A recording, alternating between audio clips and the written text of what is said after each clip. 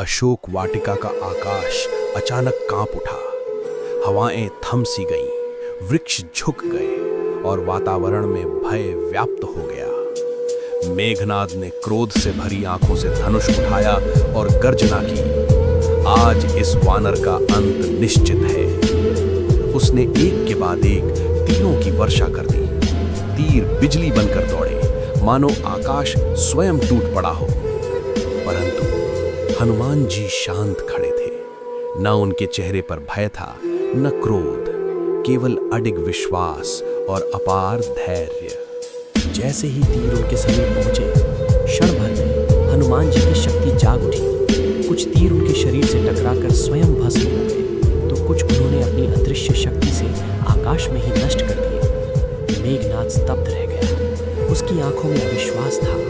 ये वानर नहीं, ये तो शक्ति और मर्यादा का जीवंत रूप था। क्रोध, अपमान और पराजय से व्याकुल होकर मेघनाद चिल्लाया, अब मेरे अंतिम अस्त्र का सामना कर। उसने अपना सबसे भयानक अस्त्र उठाया, ब्रह्मास्त्र। ब्रह्मास्त्र प्रज्वलित हुआ, आकाश लाल हो गया, धरती थरथरा उठी, दिशाएं कांपने लगीं।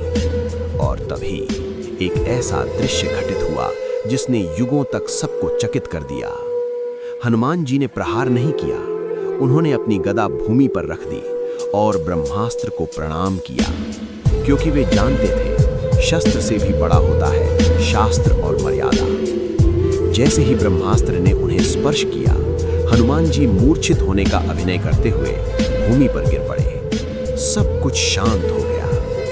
मेघनाद ने राहत की सांस ली और मुस्कुराया, विजय मेरी हुई। परंतु यही उसकी सबसे बड़ी भूल थी।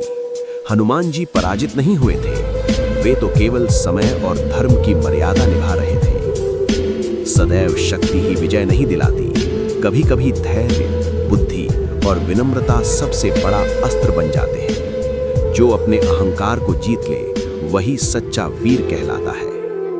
कथा अभी समाप्त नहीं हुई है। असली रहस्य अगले भाग में प्रकट होगा। भाग 5 के लिए जुड़े रहें और साझा करें।